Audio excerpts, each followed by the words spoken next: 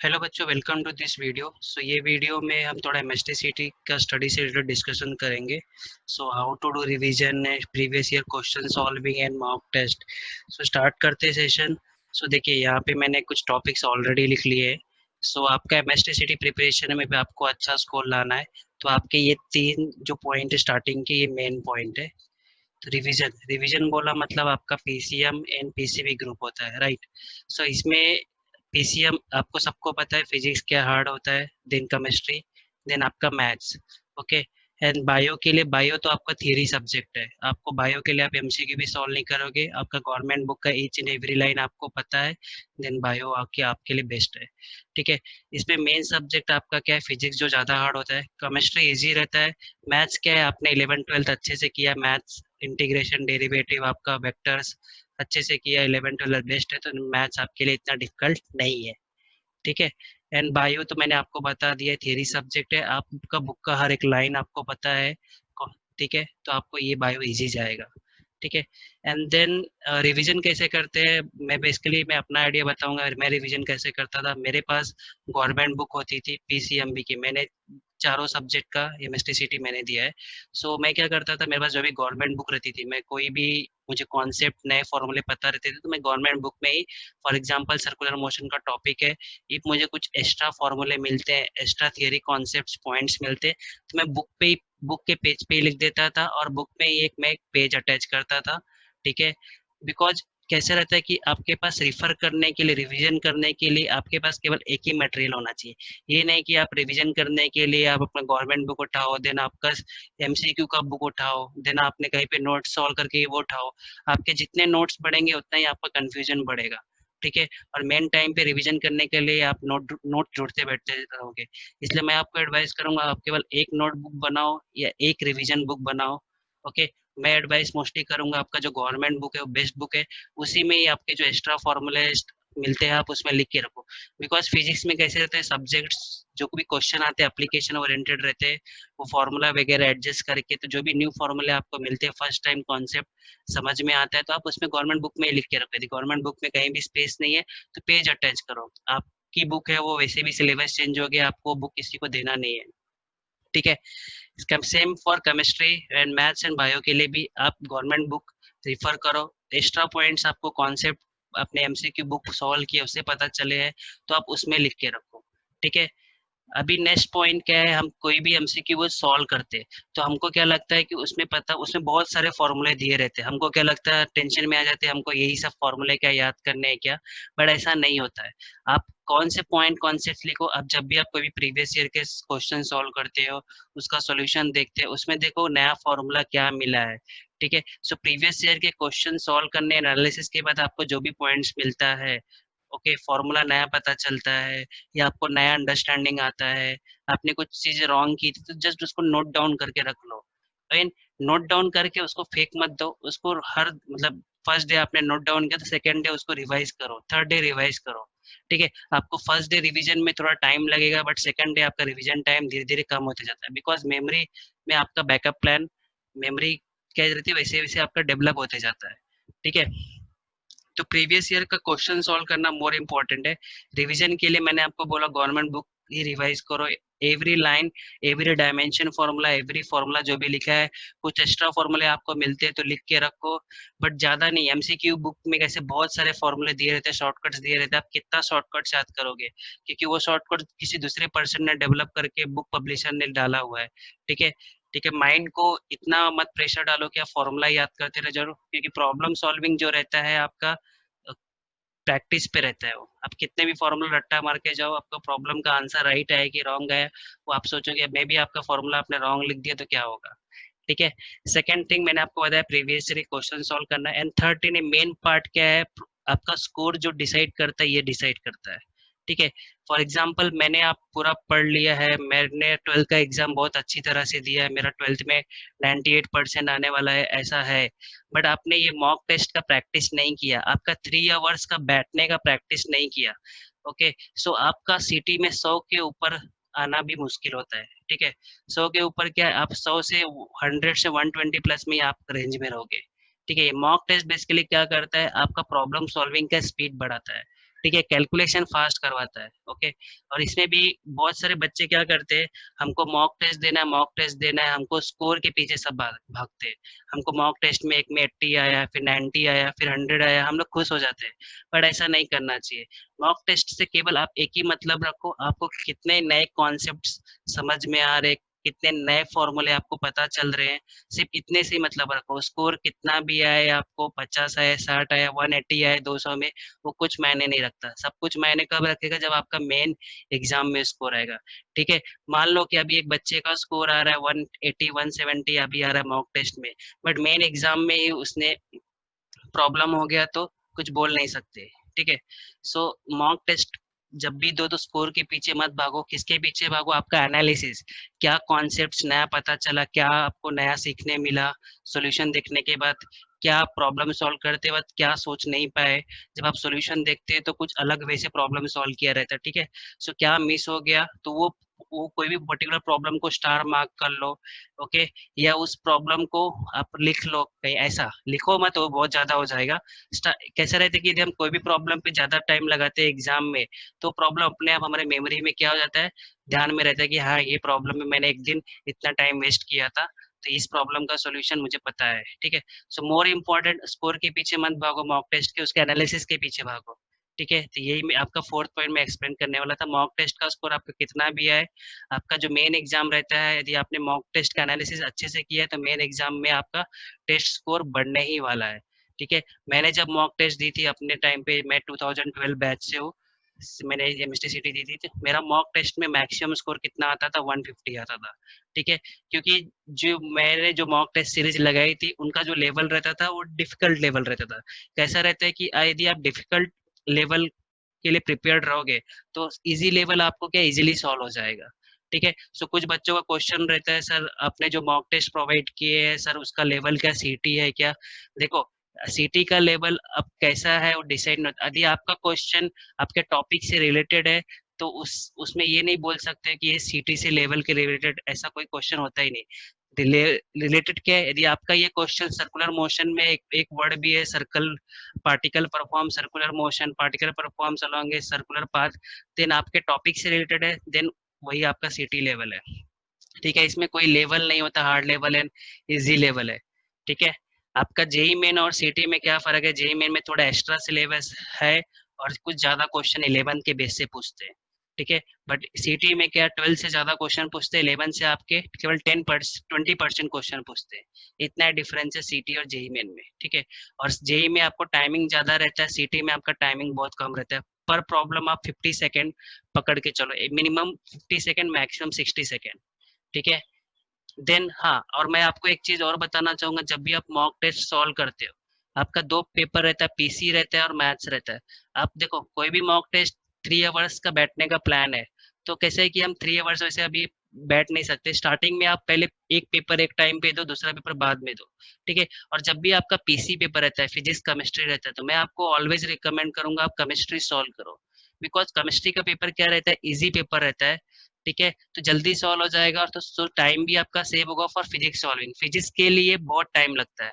ठीक है, टाइम लगता है मतलब उसमें फॉर्मूले हमेशा आपको रीअरेंज करना पड़ता है, सोचना पड़ जाता है थोड़ा। ठीक है, यदि आप फिजिक्स अटेम्प्ट करते हो तो फिजिक्स में आपका ज्यादा दिमाग खाली, आप पूरा ड्रेन हो जाते हो। तो केमिस्ट्री का पेपर इजी रहता है, आपको वो सॉल्व करने का भी मन नहीं करेगा, क्योंकि आपके दिमाग में रहता है फिजिक्स का पेपर आपका खराब गया, अच्छा नहीं, अच्छा मैंने मतलब नहीं आ रहा था क्वेश्चन, तो केमिस्ट्री में भी आपका मूड ऑफ हो जाता है। इससे बेटर है आपका पेपर केमिस्ट्री इजी रहता है, आप उसको पहले सॉल्व करो, देन आपका फिजिक्स सॉल्व करो। कैसे हो गया, यदि आपका केमिस्ट्री में 50 में आपको लग रहा है 40 क्वेश्चन भी राइट है, फिजिक्स में चलो 50 में से 30 क्वेश्चन भी राइट है, तो भी बड़ी बात हुई। यदि आपने पहले फिजिक्स को ज्यादा टाइम दे दिया, केमिस्ट्री में कम टाइम बच जाएगा, केमिस्ट्री में आप केवल 20 क्वेश्चन अटेम्प्ट कर पा रहे हो, तो वहां पे आपका लॉस हो जाता है। आपका जो भी सिटी में स्कोर है 150 के स्कोर क्या है, क्या कौन डिसाइड करता है, आपका फिजिक्स केमिस्ट्री का पेपर ही डिसाइड करता है। मैथ्स का तो पेपर आपका 1.5 घंटे का ही रहता है, वो पूरा प्रॉपर टाइम मिलता है, उसमें आपका टाइम कम ज्यादा नहीं होता। मेन पेपर फिजिक्स केमिस्ट्री का ही रहता है। सो सबसे पहले मॉक टेस्ट दे रहे हो तो आप केमिस्ट्री पहले सॉल्व करो, देन आपका फिजिक्स सॉल्व करो। ठीक है, आप ट्राई करो केमिस्ट्री को 40, आपका देखो पीसी है टोटल कितने 90 मिनट्स का होता है, केमिस्ट्री को ट्राई करो 40 मिनट्स में सॉल्व करने का। ठीक है, 40 मिनट्स के अंदर आप ये 90 मिनट को आप क्या सेकेंड्स में, आपका मतलब एवरेज क्वेश्चन 1.5 मिनट, मैं क्या बोल सकता हूँ, आपका 90 सेकेंड एक क्वेश्चन पकड़ लो, या फिजिक्स केमिस्ट्री का क्वेश्चन 50 से 40 सेकेंड, ठीक है। सो मेन केमिस्ट्री डिसाइड करेगा कि आपका फिजिक्स का पेपर के लिए कितना टाइम मिलेगा, ठीक है। नेक्स्ट मैंने यहाँ पे कुछ आपको बताया है, जैसे कि आपका फिजिक्स है, फिजिक्स आप रिवाइज कर रहे हो तो आप कौन से चैप्टर्स को रिवाइज करो, मैंने ग्रुप में डाल दिया CM and RM. CM is circular motion, RM is rotational motion, ये दोनों मोशन वाले चैप्टर है। देन आपकी ये वेव्स के chapter, oscillations, wave motion, stationery waves, wave theory, interference. Oscillation में क्या है, बेसिक ऑसिलेशन एक्सप्लेन किया गया है। वेव वेव क्या है, बेसिकली आपका ऑसिलेशन, इसलिए मैंने ऑसिलेशन को भी ये वेव के कॉम्बिनेशन में डाल। OS means oscillation, wave motion, stationary wave, wave theory, interference, ठीक है। नेक्स्ट आपका ग्रुप डाला मैंने इलेक्ट्रिसिटी एंड मैग्नेटिज्म वाला part. ES for electrostatic current, electricity, MWC magnetic effect of electric current, MG magnetism, EMI आपका electromagnetic induction, NSC आपका semi conductor. ये आपका एक ग्रुप रिवाइज करो, ठीक है, क्योंकि इसमें कॉन्सेप्ट थोड़े रिलेटेड रहते हैं। देन आपका एक लास्ट ग्रुप बच जाता है जो अदर्स में आ जाता है, ये आपका मटेरियल फिजिक्स बोल सकते हो आप। Elasticity, surface tension, KTG and radiation, KTG and radiation more important chapter है। देन आपका इलेक्ट्रॉन्स, फोटॉन, इसमें एटम्स, मॉलिक्यूल्स, न्यूक्लियस बहुत ज्यादा वेटेज वाला चैप्टर है। एंड देन कम्युनिकेशन, ठीक है। तो ये सब चैप्टर आपका अदर्स ग्रुप में आ गया। सो पहला इसको रिवाइज करो, सर्कुलर मोशन, रोटेशनल मोशन को, ओके। और आप क्या करो, सबसे पहले जो बड़े लार्ज ग्रुप है, ये दोनों को रिवाइज कर लो, ओके। ऐसा मैं बता रहा हूँ, ठीक है। रिवाइज करना क्या है, रिवाइज कैसे करते हैं, गवर्नमेंट बुक में आपने समझो, मैं अपना टिप्स बता रहा हूँ मैं कैसे रिवाइज करता था। मैंने गवर्नमेंट बुक में एक्स्ट्रा नोट्स जो भी रहते थे, मैं पेज चिपका देता था कि हाँ मुझे ये एक्स्ट्रा फॉर्मूले पता है ये चैप्टर में, और एक लाइन से सर्कुलर मोशन से लेके कम्युनिकेशन तक मैं चैप्टर रिवाइज करता था। अभी आप बोलोगे सर 20 चैप्टर से आप एक दिन में कैसे रिवाइज करो, तो क्या करो, फर्स्ट डे आप 2 चैप्टर रिवाइज करो, नेक्स्ट डे आपको ये 2 चैप्टर को रिवाइज करने का कुछ 10 मिनट दो, बाकी 1 घंटे में आपको पूरा फिजिक्स रिवाइज करना है, ठीक है। तो फर्स्ट डे समझो आपने पूरा 1 घंटा 2 चैप्टर पे डाल दिया, तो नेक्स्ट डे क्या करो, आप नेक्स्ट 2 चैप्टर देखो, और फर्स्ट 2 चैप्टर जो आपने देखो उसको आप 5 मिनट में देखो, ठीक है। देखना क्या है, आप फॉर्मूला देखो, डायमेंशन देखो क्या है, कॉन्सेप्ट्स जो भी आपने लिख के रखे उनको देखो, क्योंकि जो भी आपको कॉन्सेप्ट समझा आपने लिख के रखा है वो आपको ऑलरेडी समझा हुआ है, ओके। बट आप सिर्फ उस पे एक बार आंख घुमाओ, ओके, तो आपको क्या हो जाएगा, आपके मेमोरी में वो रिफ्रेश हो जाएगा, ठीक है। So each day every subject 1 hour, आपका पीसीएम भी है, पीसीएम बोला तो 3 आवर्स और पीसीबी बोला तो 3 आवर्स, ठीक है। आपका 3 आवर्स का रिविजन, पीसीएम और पीसीबी, ठीक है। आपका समझो ये दे रहे हो 3 आवर्स का क्या, मॉक टेस्ट दे रहे हो तो भी 3 आवर हो गया, और नेक्स्ट 3 एनालिसिस, ये 9 आवर्स, ओके। ये 9 आवर्स आपका डेली प्रिपरेशन रहेगा अप टू 21 डेज। देन आप इजिली स्कोर कर सकते हैं 150+। यदि आप ये 150+ मॉक टेस्ट में आ रहा है तो आप डेफिनेटली मेन एग्जाम में 180+ जा सकते हो, बट ये कंसिस्टेंसी मेन इंपॉर्टेंट है यहाँ पे। मैंने यहाँ पे आपको केमिस्ट्री के लिए भी कुछ वर्ड, केमिस्ट्री के लिए भी कुछ चैप्टर रखे हैं, ओके। सो केमिस्ट्री में आपका जो प्रॉब्लम सॉल्विंग चैप्टर है, में ओनली सॉल्यूशन है, थर्मो, इलेक्ट्रो है, केमिकल काइनेटिक्स है। इसमें थर्मो और इलेक्ट्रोकेमिस्ट्री ज्यादा कंफ्यूजिंग वाले चैप्टर रहते हैं, ये 4 चैप्टर। एंड देन आपका ये 4 ऑर्गेनिक रिएक्शन चैप्टर। ये ऑर्गेनिक रिएक्शन वाले चैप्टर आप रोज देखो, क्योंकि ये पूरा वोलाटाइल है, ऑर्गेनिक रिएक्शन वाले चैप्टर। और ये ऑर्गेनिक बायोमोलिक्यूल्स, पॉलीमर्स, इसमें स्ट्रक्चर वगैरह दिए हैं पॉलीमर्स में। केमिस्ट्री इन एवरीडे, केमिस्ट्री पूरा थियोरेटिकल सब्जेक्ट है, वो आपको रोज रिवाइज करना ही है, ठीक है। आपको जो रिवीजन टाइम है 1 घंटा ही लगाओ, ठीक है। यदि आपको लगता है कि आपको पढ़ने के लिए और टाइम एक्स्ट्रा लगाना है तो आप लगाओ, आप पे डिपेंड है, ठीक है। पी ब्लॉक भी आपका मोर थियोरेटिकल कौन चैप्टर है, डीएनए ब्लॉक एक चैप्टर है, ठीक है। मोस्टली रिवाइज कैसे करना है, आप फर्स्ट पहले क्या करो, रिवीजन करना है, कर लो रिवीजन, 1-1 घंटा हर एक सब्जेक्ट को दे। देन आप मॉक टेस्ट सॉल्व करो, मॉक टेस्ट सॉल्व करने के बाद आपका जो भी एनालिसिस रहता है वो आप पॉइंट्स नोट डाउन करके रख लो, ठीक है। आप इस चैप्टर का प्रीवियस ईयर क्वेश्चन सॉल्व करो, वो ज्यादा ज्यादा इंपॉर्टेंट है। अब मैंने आपको सब कुछ दे दिया प्रीवियस ईयर के क्वेश्चन। सो एवरेज जो प्रीवियस ईयर के क्वेश्चन है पर चैप्टर 50 है। इससे अपने को आइडिया आता है कि हाँ ये कॉन्सेप्ट के क्वेश्चन पूछते हैं, ऐसे एप्लीकेशन को आप फॉर्मूले वगैरह अरेंज करके क्वेश्चन पूछते हैं, ठीक है। मैंने नेक्स्ट स्लाइड में आपको मैथमेटिक्स के लिए बताया, मैथमेटिक्स में डेरिवेटिव, डेरिवेटिव बोला तो आपका पूरा derivative, application of derivative also, integration बोला तो आपका definite integral, indefinite integral, application of integration of curve, equation of curve, differential equation, limits in continuity, आपका मैथ्स वन में वेक्टर्स हो गया, पेयर्स ऑफ स्ट्रेट लाइंस, आपका 3D लाइन प्लेन, आपका mathematical logic and matrices, एनएलपीपी। यहाँ पे मैंने सब 12th के लिए डिस्कशन किया। 11th के भी आपका सर्कल कोनिक्स, ये बहुत इंपॉर्टेंट ज्यादा चैप्टर है, सर्कल एंड कोनिक्स, इसमें सबसे ज्यादा फॉर्मूले 11th के लिए, तो आप इसको रिवाइज करना। देन आपका 11th में आपका ट्रिगो, इसमें आपका 12th में भी ट्रिगो है, तो 11th का ट्रिगो और 12th का ट्रिगो साथ में करो, ठीक है। इसमें आपका जो रिवीजन है वो तो हो ही जाता है, मोर इम्पोर्टेंट क्या था आपका प्रीवियस ईयर का क्वेश्चन सॉल्व करना and mock test and analysis, यही दो आपका मेन फैक्टर है। रिवीजन तो क्या आप एनालिसिस करोगे, ये होते ही रहता है, ठीक है। रिवीजन, रिवीजन मतलब जो भी आपको नए कॉन्सेप्ट्स पता चले, नए पॉइंट्स पता चले, उन्हीं पॉइंट्स का आप क्या करो, रिवीजन करो, ठीक है।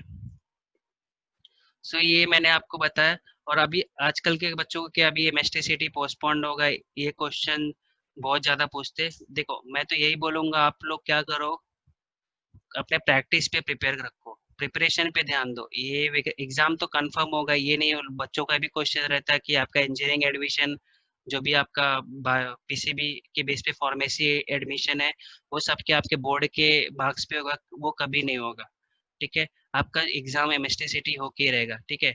यदि आपका सबका बोर्ड के एग्जाम पे होने लगे, जो बच्चे 1 साल से प्रिपेयर कर रहे हैं उनका लॉस हो जाएगा, ठीक है।